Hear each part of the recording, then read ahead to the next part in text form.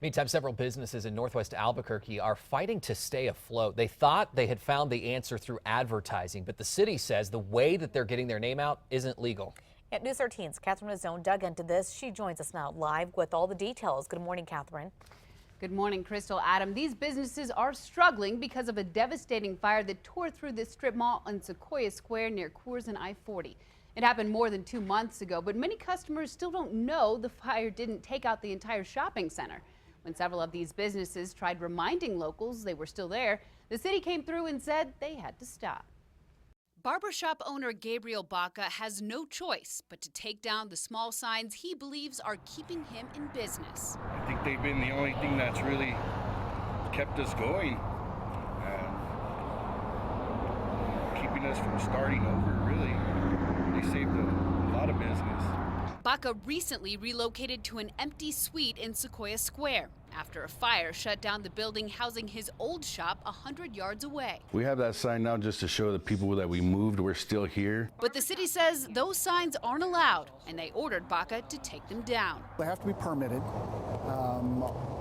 and because of this area of town, there's a sector plan that affects signage. Brennan Williams is the associate director for the planning department. He says signage rules for the Coors corridor are strict, in part to preserve west side views of the Sandias.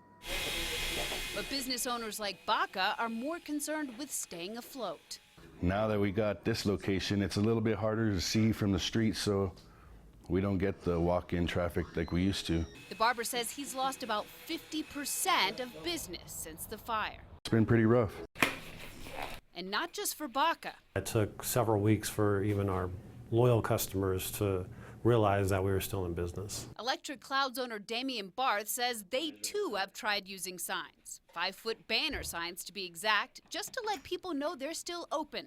But every attempt has been forced down by the city, including the ones on private property.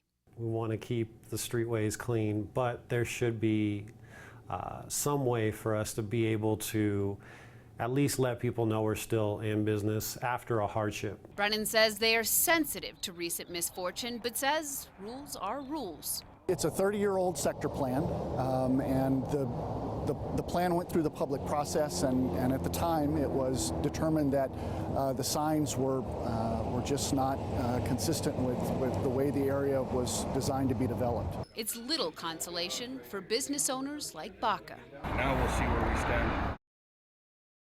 City offers several suggestions for businesses in Sequoia Square. We have those on our website at KRQE.com. In the meantime, owner of Electric Clouds, Damian Barth, says he's looking to get an additional sign permitted. Back to you. All right, thanks, Catherine. Meanwhile, the district's counselor says this problem needs to be dealt with right away. City Councilor Ken Sanchez says it's been difficult for these businesses since the fire, and now it's a matter of survival. He says it's important to find ways to help these businesses to make sure that they can keep their doors open. And that's why he says he'll introduce a piece of legislation to temporarily stop enforcing the zoning code in Sequoia Square so they can leave signs up.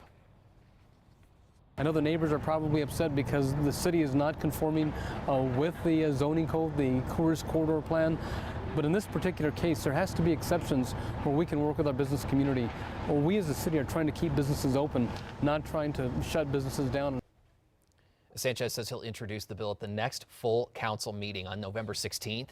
It will then be held over until the following meeting on December 9th.